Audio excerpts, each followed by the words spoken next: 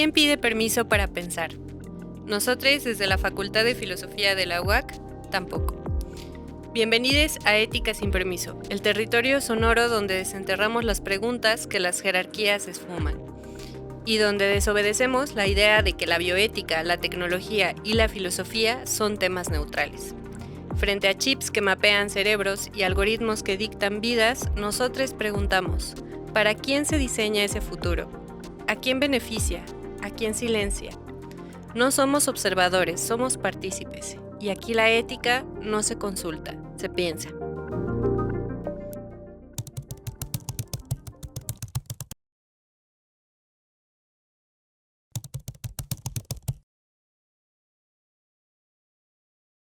Hola, hola. Bienvenidos, escuchas de la virtualidad. Están sintonizando un nuevo episodio de Bioethics News, un programa dentro del canal Ética sin Permiso, una plataforma que abre la palabra para la crítica, la resistencia y la imaginación política. Aquí no buscamos verdades absolutas, sino preguntas que incomoden y aperturen, pero sobre todo que nos permitan ver el mundo de otra manera. Para comenzar, compartimos una noticia del 2 de febrero que está vinculada de manera directa con el tema de nuestro episodio. Una Corte de Apelaciones Federal en Estados Unidos ha dictaminado que una política escolar que exige a los docentes usar los pronombres elegidos por estudiantes trans no viola la primera enmienda de la Constitución. A pesar de las objeciones por motivos religiosos planteadas por una maestra, el fallo sostiene que la política es neutral y de aplicación general, dejando abierta la posibilidad de futuras apelaciones, incluso ante la Corte Suprema. Noticias como esta muestran que las batallas por los derechos, la visibilidad y el reconocimiento de personas trans y de género diverso no son solo temas legislativos o clínicos, sino que cada vez implican más debates éticos sobre cómo pensamos los sujetos, la norma y la diversidad. Hoy nos acompaña el doctor Cuitláhuac Moreno Romero, investigador y filósofo, cuya obra se sitúa en la intersección entre filosofía contemporánea, teoría crítica y estudios de la sexualidad. Cuitláhuac, muchas gracias por estar hoy en Bioethics News. Al contrario, mucho gusto de verte de nuevo, Carla. Muchas gracias por la invitación. Bueno, pues vamos a empezar con el gran tema que nos propusiste y bueno, tiene que ver con la deconstrucción. Para comenzar, ¿nos podrías decir cómo conceptualizas la deconstrucción? Es decir, ¿qué significa desde una perspectiva ética de construir? Es una muy buena pregunta. Eh, Puede ser muy elaborada en realidad para responder y es porque hay como una transformación constante de lo que esta propuesta de Derrida significa dentro de su propia obra, ¿no? Que es una palabra que aparece muy temprano en su trabajo, ¿no? Empieza a aparecer de la gramatología, en los textos que él recopila, en la escritura y la diferencia, ¿no? Ahí ya está presente de alguna manera esta idea que para él en ese momento es una rearticulación de un tema que viene de Heidegger, que en Heidegger es la destrucción, ¿no? De la metafísica, Ujú, y que para Heidegger significa destruir la metafísica como un proyecto filosófico que ha tenido continuidad desde Platón hasta Nietzsche, dice Heidegger, y ya no tendría que ver tanto con solo historizar los grandes y temas centrales, sino abrir la filosofía al acontecimiento de pensar, ¿no? ujú, Para Heidegger significa una apertura del pensamiento, que de alguna manera también involucra una crisis de la filosofía como se ha entendido hasta ahora, y Derrida la lleva a otro lado. O sea, Derrida hace de esta destrucción en Heidegger una especie de ambivalencia, ¿no? Justamente algo que significa adentrarse dentro del núcleo como más sólido de la ontología y la metafísica y la filosofía occidentales, pero no necesariamente solo con la intención de destruirla, que tampoco era la de Heidegger, por cierto. Creo que aclara mucho de los sentidos de Heidegger y los lleva a otro lado. ujú, Y también involucra cómo desarticular sus organizaciones lógicas, ¿no? Que solían ser binarias, ¿no? Una cosa, su opuesto, no sé, y que finalmente la positividad, la negatividad, el ser, la nada, ¿no? O sea, como desarticular la forma en la que los conceptos centrales o los más importantes suelen tener como un foco como muy específico y generan como una especie de doblez o negativo o una parte binaria o una parte como muy dialéctica también, diríamos, y que en el fondo parece ser un reparto de las cosas en lo que es y lo que no es, ¿no? Ujú, Privilegiando casi siempre una posición dentro de esta disposición lógica de reparto. Y Derrida, en vez de solamente desarticular eso, empieza a pensar que hay de uno y otro lado, que hay incluso fuera de estas disposiciones binarias y hacer que en general las cosas empiecen a verse desde sus diferencias. Entonces, para no hacer mucho más cuento, esa es como una de las primeras formas de pensar la deconstrucción. Crece mucho dentro del pensamiento de Derrida, hasta que de hecho en algún momento deja de hablar de ello en los años 90. ujú, Las posiciones son en los años 60, como cuando él es bastante joven, tiene cerca de 30 y tantos años, ¿no? Entonces, era muy prolífico escribiendo ya muy joven. Y bueno, él es justamente uno de los autores que impulsa la discusión alrededor de esta nueva categoría filosófica, que si bien existía como palabra, no tenía todo este sentido de estrategia, ¿no? Lógica, discursiva, pero principalmente también está vinculada con cómo desarticular los grandes núcleos de organización del pensamiento, ¿no? Sus jerarquizaciones. ujú. Y la Y abandona después, perdona. sí, perdón. Eh, y en este sentido, o sea, por ejemplo, toda esta cuestión de las jerarquizaciones, estas oposiciones binarias, si lo llevamos a la cuestión de la ética, y entendemos la deconstrucción como una ética, ¿cuáles serían los principios o implicaciones éticas que se desprenden de este enfoque? O sea, en contraste con una ética normativa tradicional. Sí, qué buena pregunta, porque aparte creo que me sirve para darle continuidad a la primera. O sea, Derrida hace que esta deconstrucción se vuelva una estrategia, ¿no? Se aproxima a conceptos fuertes como el ser y los desarticula, ¿no? Como el hombre, y empieza a pensar qué hay alrededor del hombre, ¿no? Cuáles son sus diferentes rostros, cuáles son sus otros lados, ¿no? O las cosas, o las figuras que están subordinadas a él, ¿no? Como Ujú, pensarlo el hombre, la mujer, el hombre, lo animal, el hombre, lo inanimado, ¿no? El hombre y otras figuras que de alguna manera suelen jerarquizarse bajo él y no es que abandonen la pregunta por ello. Y curiosamente el abandono de la deconstrucción como el núcleo como más fuerte de su primer trabajo tiene que ver a que la deconstrucción hace su propia deriva hacia otros ámbitos. La retoman para hablar de arquitectura, para hablar de género, para hablar de arte, para hablar de literatura. Y Derrida poco a poco se va ocupando cada vez más de problemas que tienen que ver con la ética.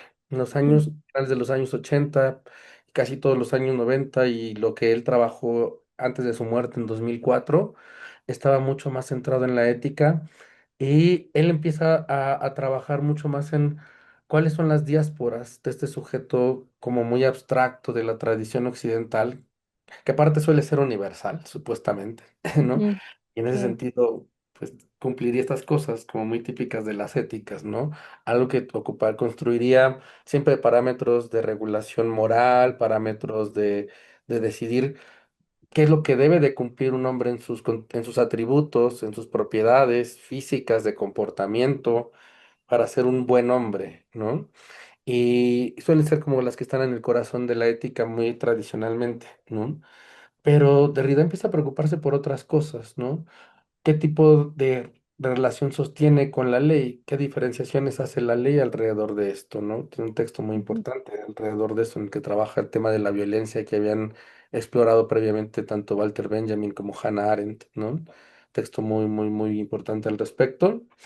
Pero también le interesa darse cuenta que hay diferencia constitutiva entre ujú, las diferentes regiones del mundo y el tipo de sujetos que piensan, que es un hombre, ¿no? claro. Y Derrida suele tratar de mostrar que esas diferencias son más importantes que aquello que los puede igualar, ¿no? Porque de hecho esas igualdades o condiciones de equidad suelen ser como siempre muy abstractas, a veces solamente son del orden de lo teórico y pocas veces alcanzan a, no sé, a realmente aterrizar en la vida de los sujetos, ¿no? Y se da cuenta que incluso hombres, pensemos en hombres heterosexuales, Ujú, blancos, europeos, católicos, demócratas, ¿no? Como en la superficie como dominante de inscripción de las lógicas y del poder. em, suelen ser incluso ellos diferentes y no todas cumplen estas expectativas morales. Pensemos, por ejemplo, de una teoría tan clásica de la moral como pueden ser las de Kant, las de Hegel, ¿no? Las Ujú, de Platón, que suelen ser como las más importantes en la historia tradicional, ¿no? De la filosofía.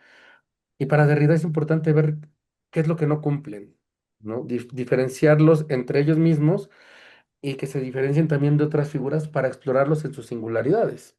Pero creo que sigo un poco abstracto. No sé si esto empieza a hablar, pero a ver, te escucho porque si no yo sigo de parlanchín. sí, no, que creo que, o sea, va quedando claro como por dónde se va aterrizando la cuestión ética. Y también el título de este episodio habla de una ética de la diseminación, ¿no?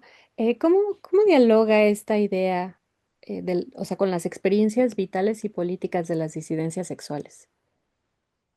Sí, tiene todo que ver. Creo que algo que me interesa aclarar con esto de por qué es una ética, la de construcción, aunque hablaba más bien de una diseminación, es con que la idea de que es una ética en sentido tradicional suele Ujú, ser como cómo debe vivir un ujú, hombre, ¿no?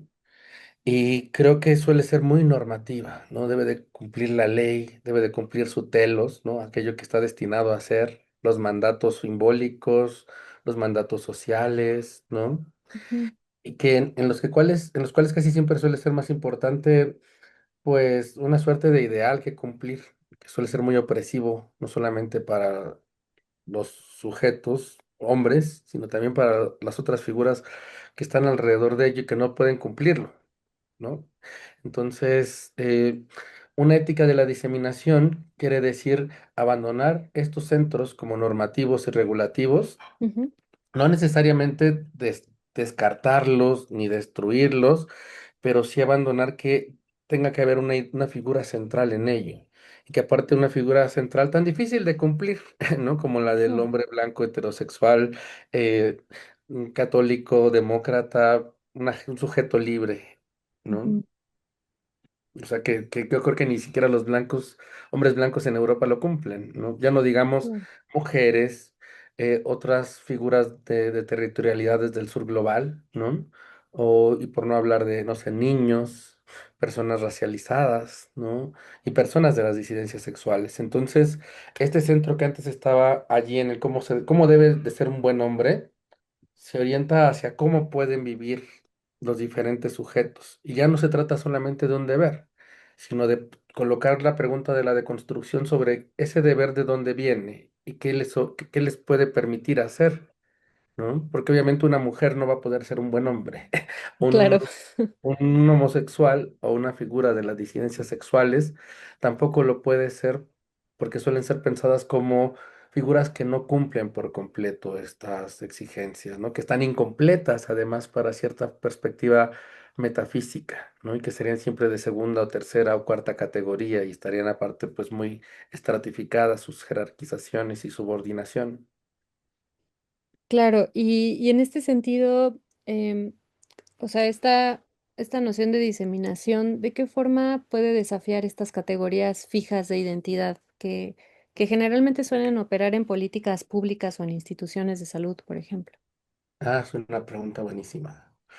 Yo creo que la diseminación hay que pensarla justamente como una posición de ir abandonando ciertas estructuras trascendentales, como muy abstractas, como muy desencarnadas de los sujetos que vivimos en la cotidianidad, ¿no? De lo que somos en el día a día, de la singularidad de experiencias que tenemos. Y esto tiene que ver con que se piense más bien en los sujetos que están viviendo, ¿no? Ujú, En las diferentes figuras de sujetos políticos, ¿no? Que existen. Eh, y eso quiere decir que, por ejemplo, las instituciones, aquí van a entrar cosas muy paradójicas, ¿no? Que por un lado reconozcan la importancia de la igualdad de condiciones de respeto de las diferentes figuras de los sujetos políticos, que una mujer tenga los mismos derechos que un hombre, ¿no? Que una persona que ha sido racializada, ¿no? Tenga las mismas los mismos derechos que otro tipo de figuras dentro del orden de la ley, como figuras que no suelen ser pensadas como etnificadas o que no tienen como estas huellas de explotación por esclavización, no sé, ¿cómo se llama esta cosa? Pues como disgregación, ¿no? Ujú, Exclusión más bien, pensémoslo así, ¿no? Y que sean reconocidas en su singularidad, pero al mismo tiempo, esto es lo paradójico, que sean reconocidos sus derechos como sujetos específicos, que no van a tener los mismos problemas de violencia, de vulnerabilidad que podría tener un hombre, en el sentido en que se pensaba antes la ley, ¿no? Y por otro lado, esta es una cosa como muy paradójica y contradictoria, que la deconstrucción y la filosofía en diseminación tienen que asimilar estas cosas, ¿no? Que es por un lado irse estratificando también, o sea que cada vez más tenemos más, supuestamente más claro, por ejemplo, qué es una mujer, ¿no? Cuáles son sus derechos jurídicos, ¿no? Y en ese sentido la figura se diferencia de lo que es un hombre, pero al mismo tiempo parece que se va consolidando. Y esto es profundamente paradójico porque por un lado defiende derechos que sí tienen que ver con sus experiencias, con sus posibilidades corporales, con sus derechos y sus luchas civiles a partir de diferentes comunidades, y por otro lado, parece empezar a diferenciar cómo se debe de ser una buena mujer ante la ley, ¿no? Y que es quién puede cumplir estos atributos para poder estar allí. Y esto nos lleva un poco, por ejemplo, a las disidencias sexuales, ¿no? ujú. Y creo que con esto que preguntabas, me hace pensar que una ética de la diseminación necesita abandonar al hombre como figura única de reconocimiento social y de reconocimiento, no sé, vivencial, reconocer que habemos muchos otros tipos de figuras, ¿no? Y que por otro lado, también se dé cuenta de que hay una transformación constante de cada sujeto en su experiencia singular. O sea, y esto es paradójico, porque quiere decir que alguien que a lo mejor antes se pudo haber identificado como un hombre, después a lo mejor como un homosexual, después resulta que se identifica como una persona trans, y esa es su trayectoria de diseminación, ¿no? Pensándolo un poco. Entonces eso tiene efectos también en que el sujeto no es algo estático, no es algo esencial, es algo que es dinámico, que se va arraigando en las transformaciones de su cuerpo con su experiencia del mundo, su relación con los otros. Y eso es importantísimo para la deconstrucción. El otro como ese lugar de interpelación y que abre toda la pregunta sobre la responsabilidad. Claro, y creo que esto es bien importante, ¿no? Esta cuestión de identidades más fluidas, ¿no? Eh, Justo también para entender, como dices, todo este trayecto que puede recorrer una persona. Y pensando esto desde una perspectiva bioética, ¿qué tensiones advertimos cuando las instituciones intentan normar cuerpos y subjetividades que operan desde la disidencia, especialmente cuando esas instituciones se apoyan en categorías normativas?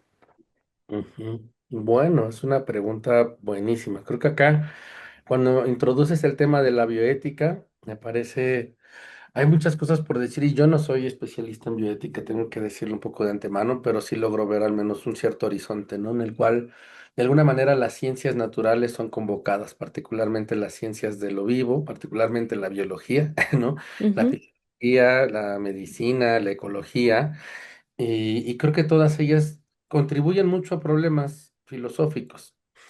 Para empezar, es que esto no está estrictamente en Derrida, pero estoy asociándolo ahora mismo, ¿no? También ujú. soy analista, me pasa estas cosas de asociar libremente, constantemente, ¿no? Pero cuando entran también dentro del escenario disciplinas que vienen de la medicina o de ámbitos de ciencias de la salud o ciencias de la vida, usualmente suelen tener mejores presupuestos que quienes trabajamos desde las humanidades.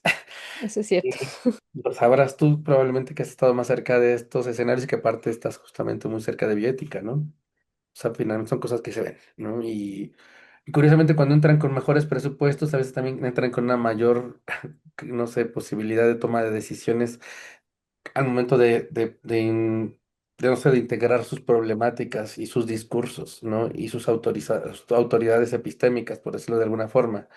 Entonces, los problemas se pueden poner muy complejos, pero sabemos que hay ciertas perspectivas de la biología, no son tan vigentes ya, está un poco más desarticulado y, o sea, y es mucho más amplio, si bien no toda la biología está puesta de acuerdo sobre cuáles son las cosas mínimas para poder diferenciar qué es un hombre o una mujer. Ya no están en estas perspectivas sustancialistas o esencialistas desde hace mucho tiempo, ¿no? Desde hace más de un siglo en realidad, pero creo que la lectura que tenemos de la biología, quienes no lo somos, pero lo vemos como cómo circula y de cómo se habla de la biología en redes sociales, en difusión de la ciencia o en la educación muy básica, pareciera que ciertas condiciones mínimas como los genes, no sé, los cromosomas, la disposición anatómica, son algo intransformable, esencial, ¿no? Y lo cierto es que los biólogos no piensan así, no lo pensaban hace un siglo y no lo piensan así en la actualidad. Entonces, la cosa normativa acá es que mucha gente asume que la biología sigue teniendo esta perspectiva, como en la cual la naturaleza y sus seres no cambian, ¿no? Entonces, creo que aquí entran todo tipo de problemas cuando se les pregunta a cierto tipo de autoridades cómo debe de ser un cuerpo masculino, cómo puede ser un cuerpo femenino y qué hacemos con cuerpos que no quieren ser diferenciados por estas categorías y sus alcances, ¿no?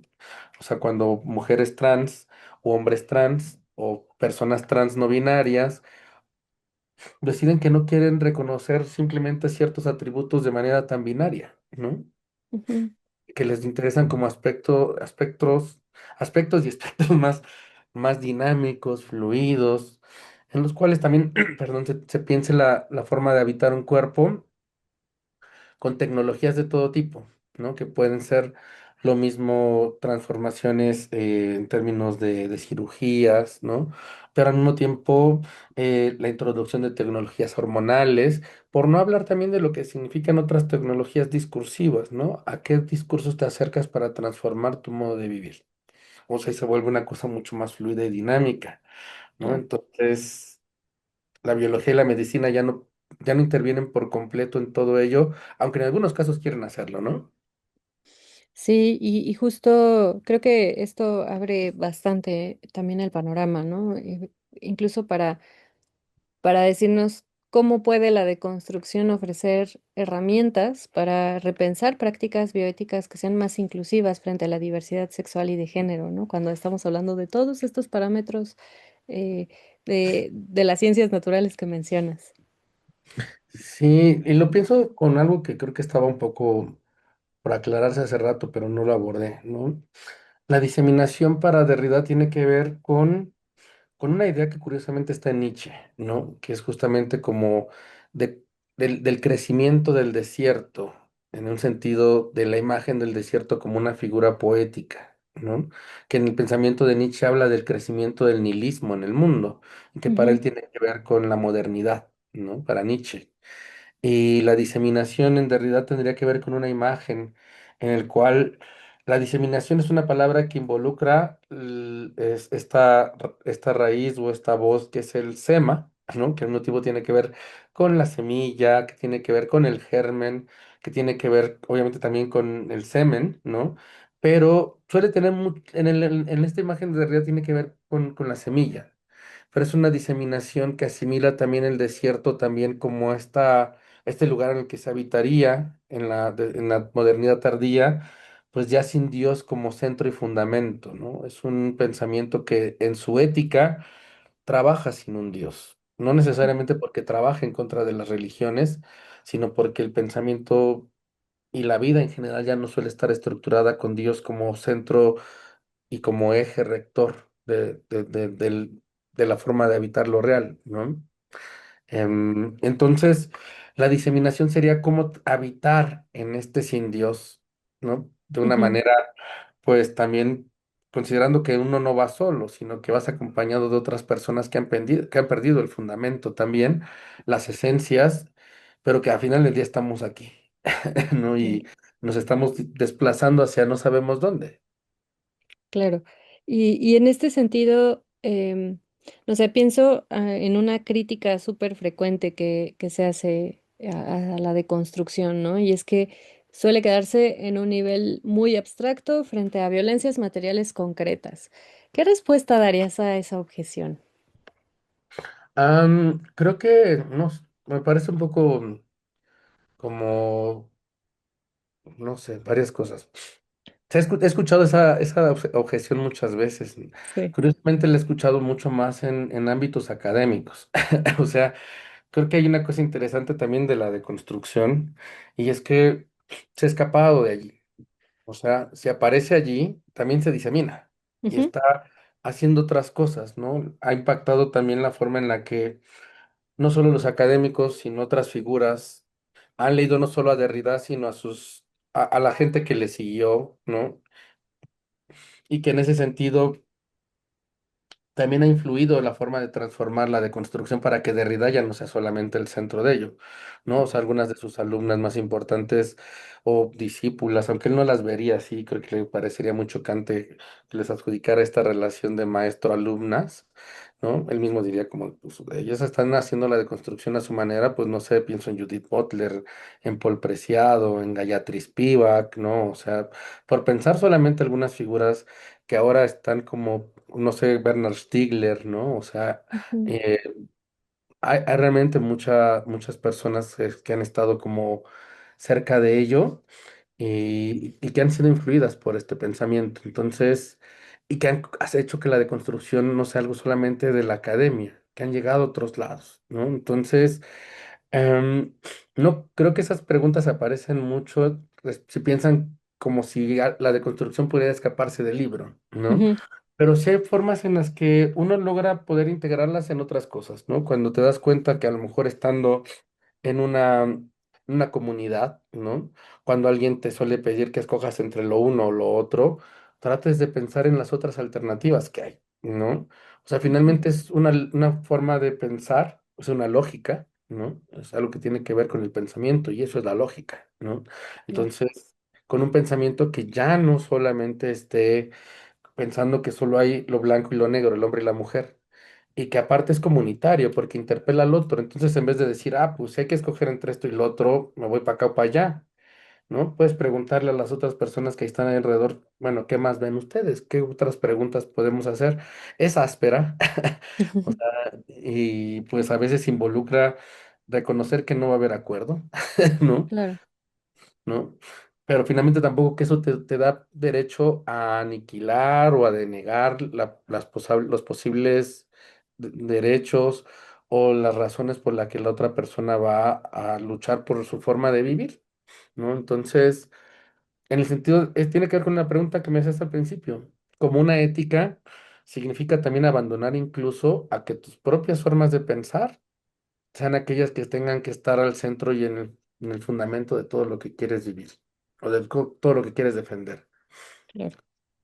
Entre Sí, otras cosas, perdón, sí, y justo pensando esto, ¿no? ¿Cómo crees que podríamos conjugar la reflexión ética deconstructiva con estrategias políticas y materiales para enfrentar varias cosas, discriminaciones, violencias, exclusiones muy concretas?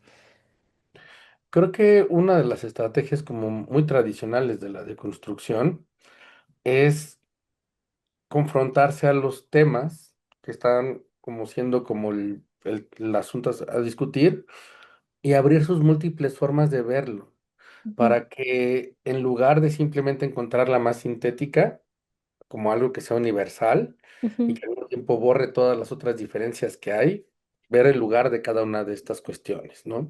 Por ejemplo, en lugar de solamente pensar en la idea, no sé, de un solo tipo de figuras. Por ejemplo, las personas que existen dentro del acrónimo LGBTTAQ y las que puedan sumarse en el porvenir, que ya tienen muchas veces un reconocimiento de colectividades, ¿no? O ujú, sea, pensar, por ejemplo, con ello, que al final del día, esa L, esa G, esa T, al interior de esos colectivos es mucho más amplia. O sea, que de hecho esa T está ahí representando algo, pero involucra también la no subordinación de las diferencias de cada persona que logra identificarse allí ujú, y que al mismo tiempo puede desidentificarse en algún otro momento y desplazarse hacia otro lugar, claro. ¿no? Entonces, es ambivalente. Por un lado, involucra pues también el reconocimiento de la diferencia específica, ¿no? O sea, que no es lo mismo una mujer trans que un hombre trans o Ujú, una persona no binaria, que cada una de estas personas tienen derecho a acceder a su lucha por el tipo de problemáticas que sufren colectivamente, por sus cuerpos, por sus intereses, por su reconocimiento institucional. En ese sentido, estratificarla, pero paradójicamente también abrir vías para que se puedan mover a otro lado si así lo desean y entender la vida y las identificaciones como algo fluido. claro. Sí, creo que esto es bien importante. Bueno, y entonces ya para ir cerrando, ¿qué aportes clave crees que puede hacer una ética de la deconstrucción para pensar las disidencias sexuales como prácticas, experiencias, y como formas de existencia que abarcan tanto lo político como lo ético? Creo que la primera que se me ocurre y que es muy importante es abandonar la idea de que vamos a ser idénticos a nosotras mismas para siempre. O sea, que somos un sujeto en tránsito, en movimiento. Y no, justamente porque no es algo baladí, porque no es algo, no sé, insignificante en nuestra vida erótica, nuestra vida sexual, nuestras identificaciones, nuestras colectividades, sino porque son importantes en cada momento, podemos pensar eso como algo fluido y pensar también en nuestro cuerpo como un lugar de escritura de nosotros mismos y de nosotras mismas hacia algo que pueda ser móvil, Ujú, que no se piense como algo como sólido, como esencial, y que al mismo tiempo nos permita ir viendo que nuestros tránsitos y trayectos y vínculos se modifican, ¿no? Y en ese sentido estamos en una diseminación constante y que no sabes si en 20 años vas a cambiar de preferencias sexuales, de tu forma de habitar tu figura como mujer o como homosexual o como gay o como lesbiana, como se quieran identificar. Creo que se puede discutir mucho al respecto y creo que la deconstrucción puede ser un gran aliado porque funciona muy bien en términos de fluidez de tecnologías, como lo hizo, por ejemplo, Paul Preciado en Testo Yonki, que es una práctica ujú, muy deconstructiva de claro, tecnologías hormonales para producirse de otra forma, ¿no?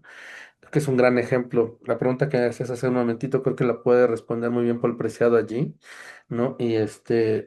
Pero eso es un ejemplo. En última instancia, cada quien podrá y tendrá que encontrar sus propias estrategias de diseminarse para reconocerse y para reconocer a los otros, ¿no? claro. Sí, pues te agradecemos muchísimo por esta conversación, por ayudarnos a pensar la deconstrucción no solo como filosofía, sino como una ética situada que cruza directamente con las luchas por la diversidad sexual y de género. Muchas Bueno, gracias. muchas gracias a ti, Carla, y a toda tu audiencia, y qué bueno que estés haciendo este podcast. Me da mucho, mucho gusto. Sí, muchas gracias. Damos gracias a nuestro invitado por compartirnos su tiempo, su palabra y su mirada crítica. Esperamos volvernos a encontrar muy pronto, Cuitláhuac.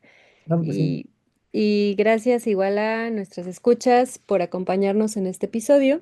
Les invitamos a seguir atentos a los próximos capítulos de Bioethics News dentro de Ética sin Permiso. Recuerden, hasta que lo político se vuelva bioético. Abrazos de resistencia. Abrazos. Llegamos al final de esta sesión, pero no al final de la pregunta. Agradecemos a la cabina del EMI, Laboratorio de Educación y Mediación Intercultural, por albergar estas reflexiones. Este proyecto nace y se enreda desde la especialidad en ética de las investigaciones de la Facultad de Filosofía de la UAC. Seguiremos poniendo el cuerpo y la palabra para que lo político no pueda escapar de lo bioético. Cuiden todo. Nos vemos en la próxima con más preguntas y menos permiso. Abrazos de resistencia.